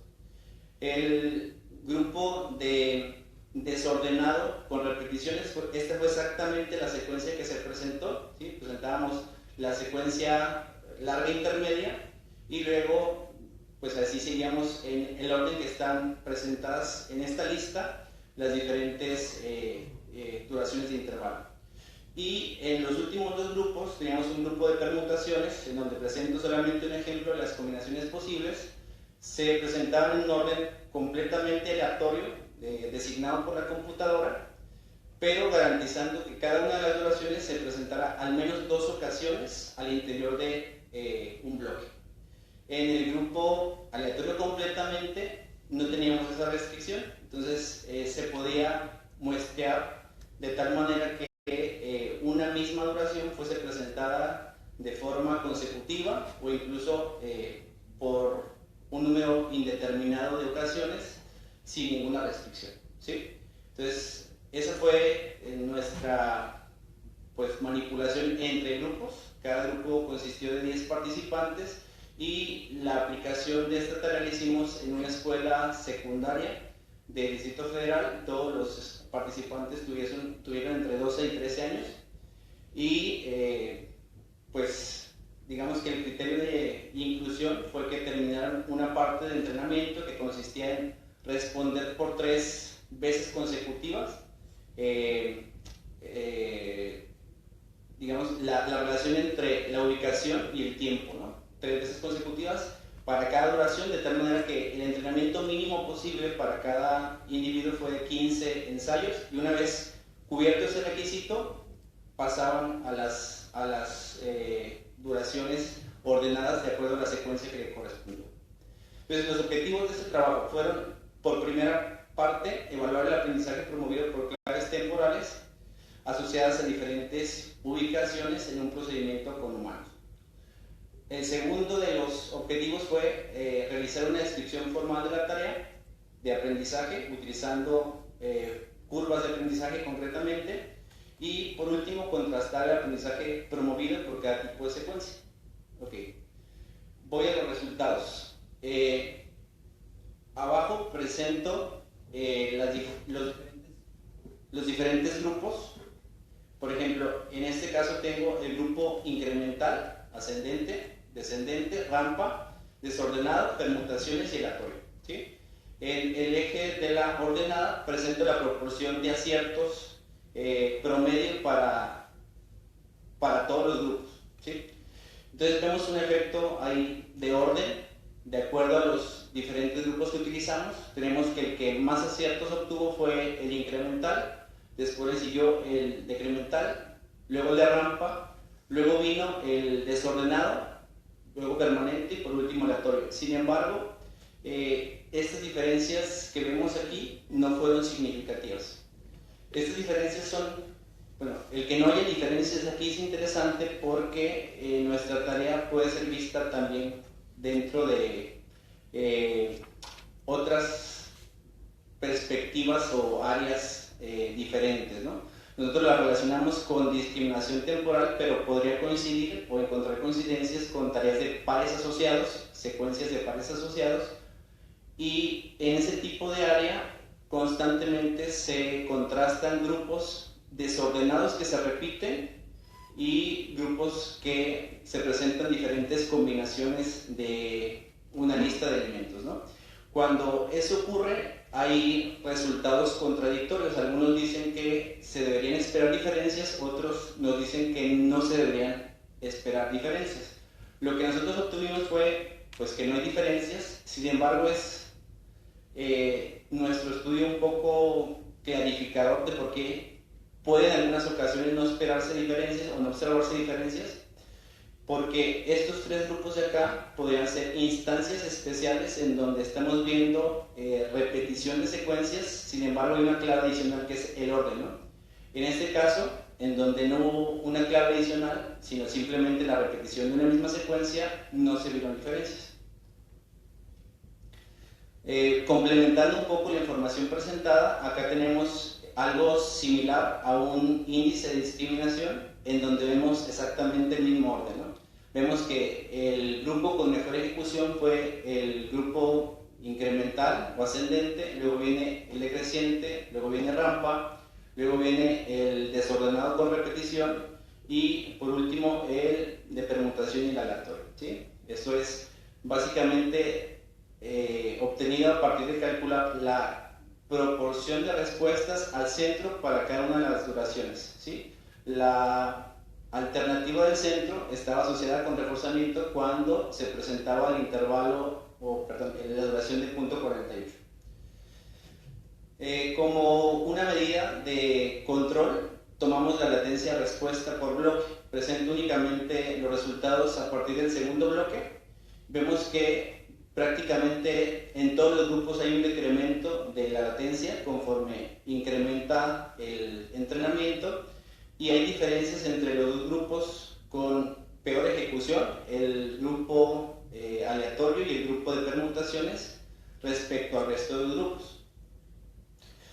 Este análisis es un poquito diferente porque presenta la probabilidad de acierto en función de la posición dentro de cada bloque, del ensayo dentro de cada uno de los bloques, ¿sí? Recuerdo un poquito el procedimiento, fueron 10 ensayos dentro de cada uno de los bloques. Aquí fueron presentados, en este caso, de forma ascendente, descendente, rampa, el desordenado, el de permutaciones y después el aleatorio. En todos los casos, la probabilidad está por encima del nivel de azar, que es 0.2, ¿sí? Sin embargo, las tendencias de los datos nos dicen un poquito de lo que está pasando con la incertidumbre conforme va avanzando la presentación de ensayos dentro de los bloques, ¿no? Se va reduciendo un poco con diferentes tendencias, pero llama la atención cómo se reduce en el grupo de rampa, ¿no? Aquí presentamos el orden ascendente, se repite la duración más grande, entonces hay un decremento en la cantidad de aciertos y vuelve a incrementarse al final de la secuencia. Para el grupo de orden desordenado, los picos donde mayor probabilidad de aciertos hay coinciden con los puntos en donde están las duraciones más largas y más cortas. En este primer pico está punto 28, acá también, está un punto 8, perdón, más largo, y acá terminaría también con un punto 8, que son las duraciones más discriminables, por llamarlo de alguna manera, ¿no? Entonces, eso nos está diciendo que la tarea, en cierto sentido, sí está siendo controlada por las duraciones en las que estamos presentando el estímulo discriminativo, que es el portero. Por último, en el grupo permutaciones, si hay un decremento ligero, lineal, de la cantidad de, un incremento de la cantidad de aciertos, y por último, en el grupo aleatorio completamente, no hay reducción de la incertidumbre, ¿no? La tendencia es plana.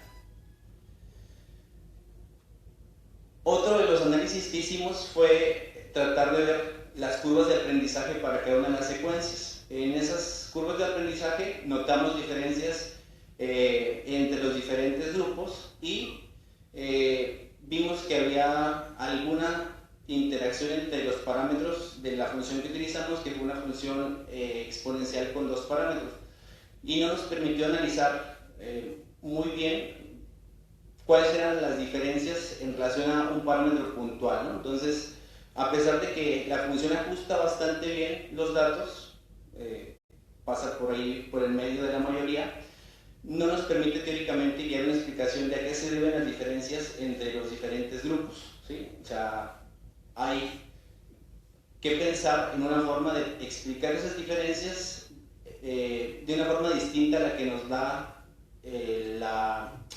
la función exponencial como explicación, ¿no? Y la explicación que nosotros encontramos interesante fue la que proponen Galiste de colaboradores sobre la cantidad de bloques que le toma a los participantes llegar a la asíntota, ¿sí? Y aquí está siendo analizada. ¿Por qué? Porque la cantidad de bloques en llegar a la asíntota para estos autores es un indicio de la cantidad de información que está siendo considerada para guiar la ejecución. Entonces, si vemos las comparaciones entre grupos, vemos que para el grupo incremental la información anterior que está guiando la conducta es baja, para el grupo decremental es un poco más alta, para el grupo de rampa más alta en relación a las dos anteriores, para el grupo desordenado es la más alta de todas, sin diferencias significativas entre los grupos que están al lado. Pero esto es interesante porque a este grupo pues le corresponde tomar en cuenta todo el orden de los ensayos que han sido presentados en bloques anteriores para guiar su conducta. En el grupo de permutaciones, ellos tienen que tomar en cuenta solamente el orden que se les han venido presentando dentro de un bloque, las duraciones, para poder decidir o anticipar al final cuáles no han sido presentadas y por lo tanto son más probables de responder como correctas en un bloque, ¿no? Por último, el grupo aleatorio es un grupo en donde hay mucha variabilidad, en donde básicamente cada individuo pues tiene como un diferente criterio para comparar las ventanas de información que le van a permitir guiar su conducta. Entonces, discusión, hay varios aspectos que discutir en este trabajo, pero me voy a centrar en uno que está, digamos, siendo en este momento más prometedor para realizar algunos estudios posteriores, ¿no? Que es por qué hay diferencias entre grupos ordenados y el resto. Hay una interpretación derivada del modelo de Rascorli-Wagner, que es un modelo que considera competencia entre fuentes de información. Entonces, la respuesta más fácil para responder a esta pregunta de por qué hay diferencias entre los grupos ordenados y el resto es porque hay claves adicionales, ¿no? Hay claves como la secuencia, como el espacio o el color, que están de alguna manera en las secuencias ordenadas, guiando la respuesta adicionalmente al tiempo. ¿Sí? Entonces, ¿qué pasa si yo le quito algunos de esos elementos adicionales que guía la respuesta? Debería haber algún efecto catastrófico, es decir, deberíamos ver que los grupos que fueron expuestos a secuencias ordenadas ya no ejecutan igual de bien la tarea, ¿no? Si yo le quito secuencia o la clave de espacio y color, pues básicamente la ejecución decaería casi hasta azar. Hay incluso una propuesta adicional que es considerar que podemos tener elementos configuracionales, es decir, que están recombinando todas las fuentes de información posibles, pero que ese estímulo configuracional es un elemento más que compite con el resto de fuentes de información.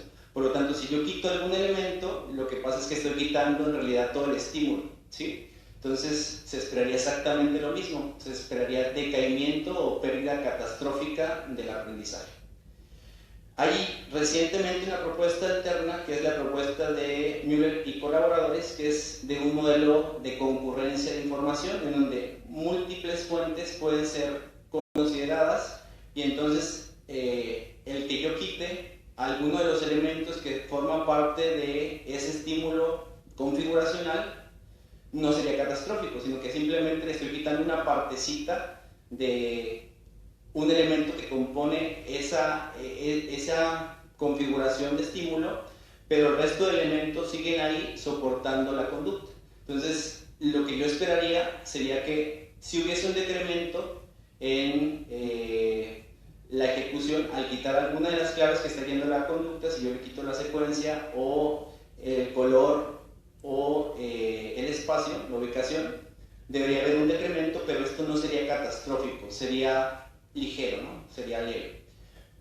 Entonces, digamos que parte de lo que estoy pensando hacer próximamente con esta tarea serían manipulaciones que nos permitan, con base en algunas variantes de la tarea que les acabo de mostrar, tratar de responder qué es lo que está pasando en este aprendizaje de secuencias, ¿no?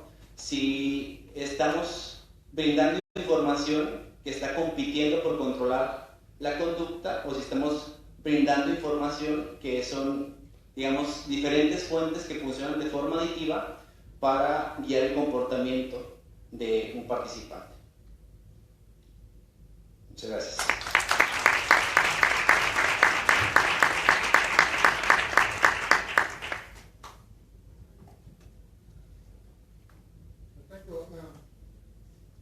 Nos quedan algunos minutos para preguntas generales.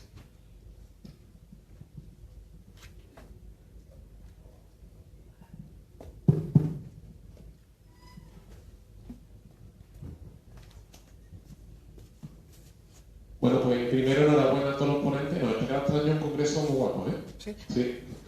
Mucho nivel. Que yo tenía una pregunta para Alex y otra para Cristina. Entonces, para Alex... para Alex, con el experimento que has hecho, de alguna forma pones a prueba si no sea que la probabilidad o el factor que usa la paloma para darle valor a las acciones no sea retrospectiva en vez de prospectiva, y compruebas que no es la retrospectiva la que se usa. Siendo así, realmente te quedas como al principio, porque al principio siempre se ha interpretado ese fenómeno de forma prospectiva. Entonces, ¿no crees que uno de los factores, yo creo que el fundamental, y Inés, ¿sabe cómo lo va a poner también? Fundamental para entender ese fenómeno es la no atención al estímulo negativo? Sí. Gracias. Tienes razón. Básicamente la idea del experimento, pues, cuenta una historia de no será otra explicación. La exploro, no es. Probablemente, o en la evidencia de ese experimento indicaría que no lo es. Y entonces regresamos al punto al que estábamos previamente. Ahora, vamos entonces a irnos están ignorando el S-. Y entonces, por ejemplo, podremos hacer la manipulación contraria. ¿Qué quiere decir? Ahora, en lugar de empezar todos los ensayos con el estímulo asociado con comida, ahora empezamos todos los ensayos con el estímulo asociado a la ausencia de comida, y solo en la última parte aparece comida. ¿Lo están ignorando o no? Y entonces degradamos sus propiedades inhibitores a las que la paloma no atiende, y exploramos esa idea más o menos por ahí. Pero sí, de hecho, es un paso siguiente a la exploración. Y a Cristina, si me hace falta para la pregunta, ¿puedes por un momento tus resultados en tu PowerPoint? ¿Lo podrías poner de nuevo o complicamos más? En el que la gráfica en la que se ve tanto los resultados de alto-bajo y de bajo-alto, ¿vale? Es que en base a esa gráfica tengo una duda.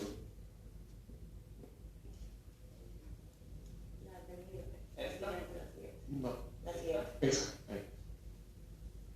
Dime si no voy mal encaminado. Si dado esto y lo que tú has dicho antes, hay algún... Yo lo que interpreto aquí es que efectivamente Sandra presenta la conferencia con razón diciendo que lo óptimo sería discriminar únicamente las claves locales y punto.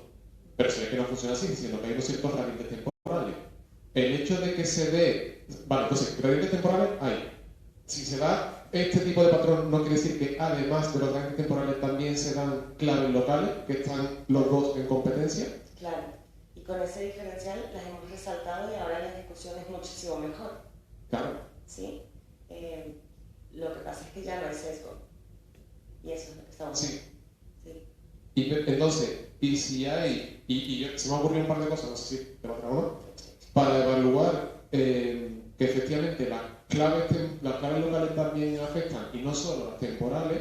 Si por ejemplo haces ensayos de test en extinción, donde las claves locales ya no existen, sí verías el gradiente que aquí pierdes, y así verías que efectivamente las claves locales también son parte de la tarea. En esta misma tarea, si tal cual como está, ensayos de test. Claro, que no refuerzas. Vendrían a ser prácticamente los del 50-50 o los del 20-100 donde no refuerza. Pero el 50-50 sí refuerza, aunque sea intermitente. Yo digo que no refuerce nada. ¿Sabes? No sé. ¿Toda la sesión?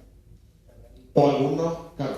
Es que no sé si tenemos otras ideas para explorar exactamente eso, pero es con otro arreglo diferente.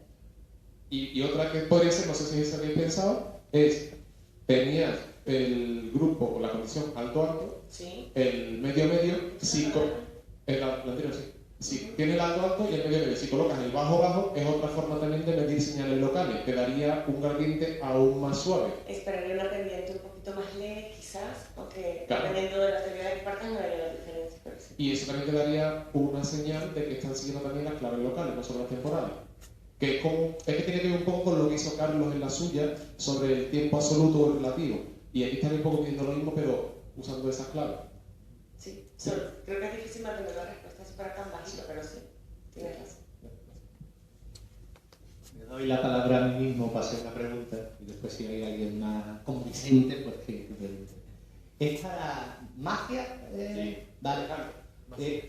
¿Puedes poner la parte del procedimiento básico, la que es la primera elección entre el círculo, el cuadrado? ¿Del mío?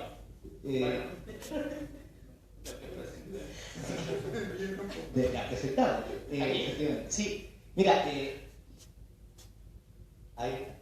No sé si es la explicación que da Sental o no, pero me da la sensación de que si metemos un elemento que hay que introducir desde mi punto de vista en el análisis, los resultados no serían tan subóptimos, sino que serían óptimos.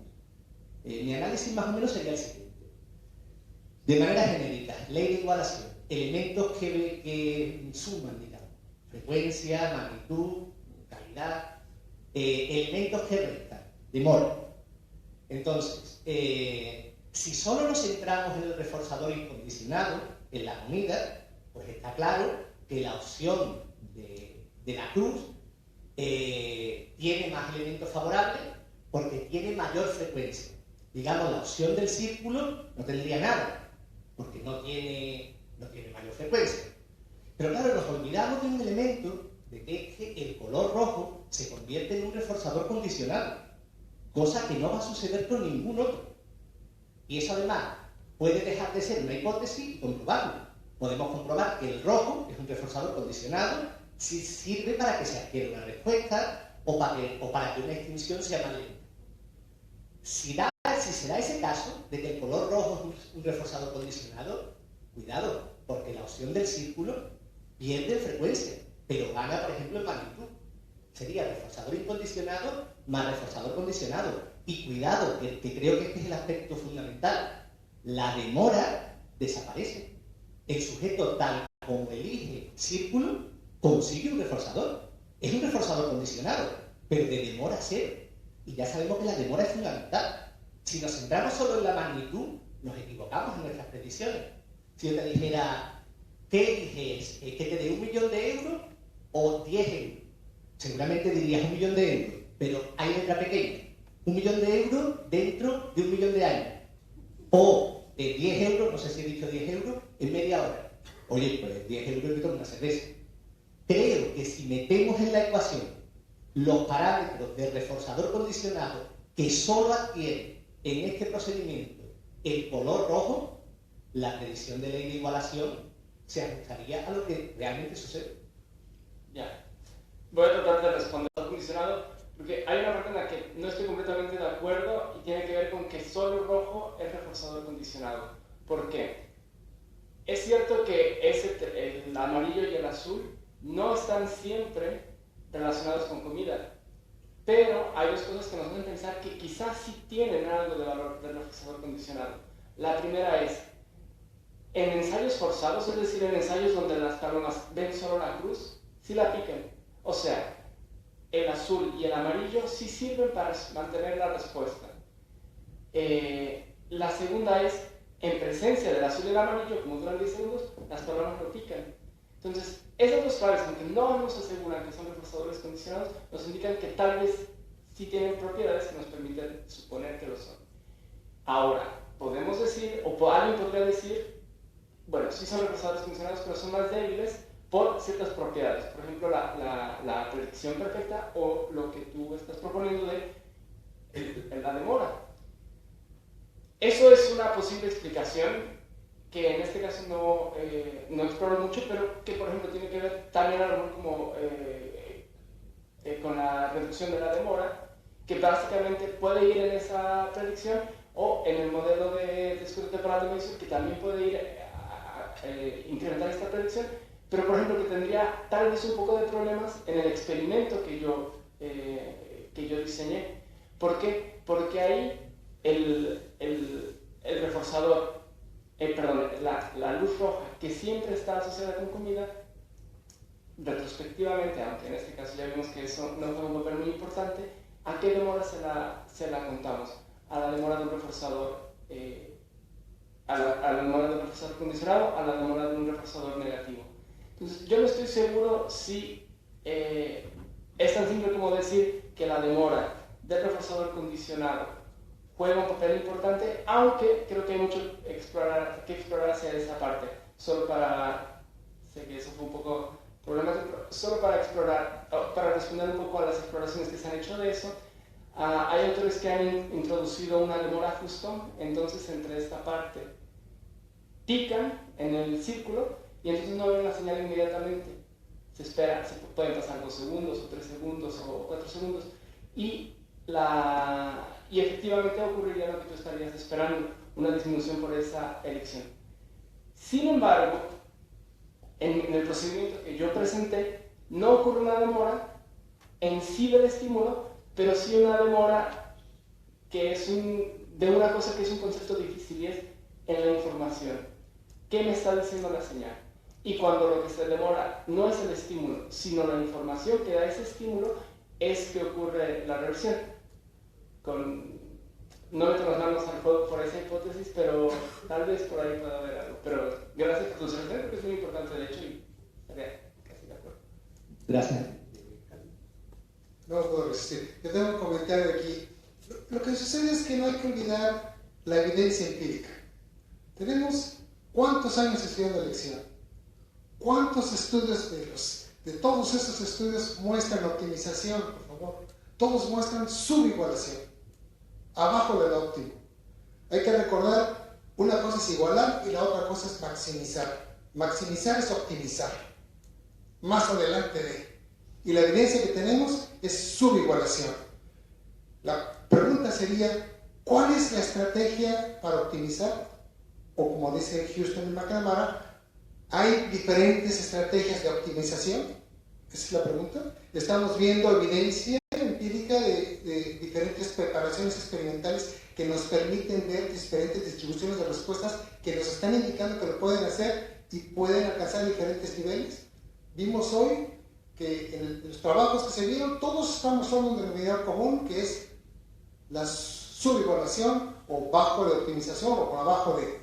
Vemos que los efectos locales tienen sentido, vemos que tenemos que hacer análisis más dinámicos de la respuesta, vemos también que probabilidad tiene sentido para secuencias, que hablar de probabilidad tiene probablemente más sentido que frecuencia, ¿verdad? Vemos también que hay mucha evidencia de que el reforzador probablemente funcione como una señal.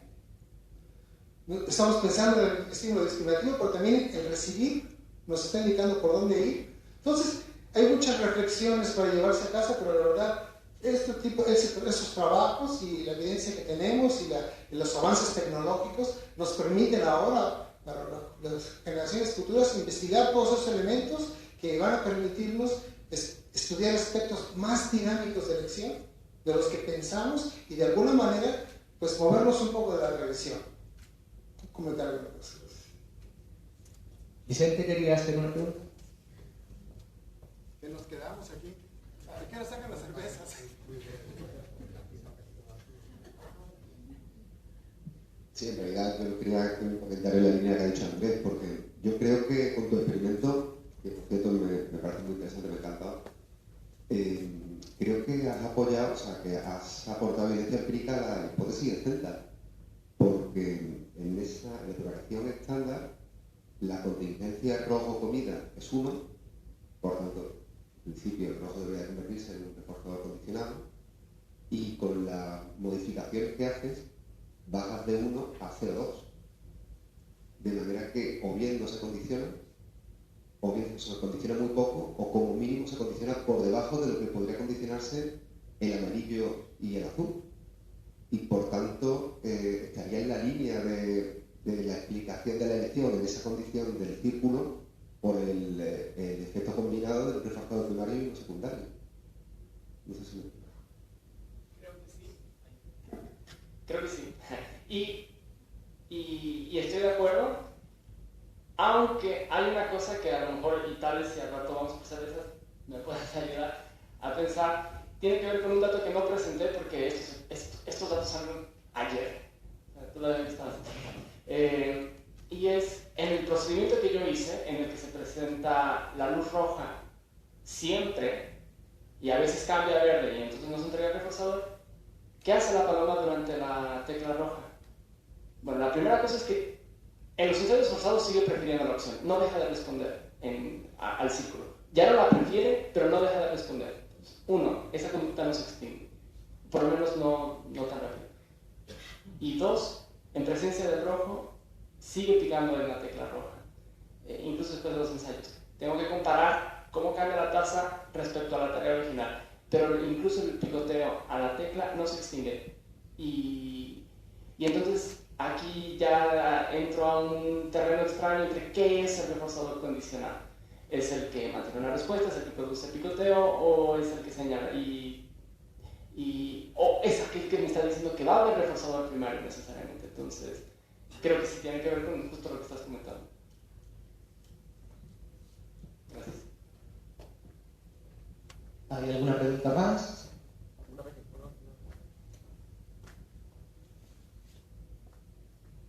Entonces, Ale, podrían medir, se me ocurre, cuando midan la tasa al rojo en la modificación que tú has hecho, podrían medir, aprendiendo de lo que ha hecho Cristina, la tasa de respuesta a lo largo de la señal del rojo. Porque puede ser que al principio no pique, porque no significa nada, y solo cuando se mantiene el rojo empieza a picar, y ver si hay una discriminación ahí también. Hay una recomendación que es, bueno, si los animales usan muchas estrategias, como mencionaba, ¿Será acaso que, por ejemplo, en el procedimiento será que entonces el rojo señala 20% durante 5 segundos, pero más o menos el animal es sensible a que después de cierto tiempo, 5 segundos, ya es seguro que va a ser rojo, o conforme avanza el tiempo, ya la comida se vuelve cada vez más cierta, si el rojo sigue encendido, y entonces esperaríamos una tasa más alta, más cerca de los 2 segundos. Tengo que analizar los datos, te digo un montón de datos, pero sí, y eso es una predicción. Gracias. ¿Alguna pregunta más? Bueno, pues lo dejamos aquí, un aplauso y ahora os digo dos cositas. A las 10 en el sótano, la planta baja del ONIL, del FAP islandés, pues el que quiera, vamos a tomarnos una cervecita por una actuación de teatro de improvisación. Y otra cosa, mañana se inician las sesiones a las 9 de la mañana, ¿vale?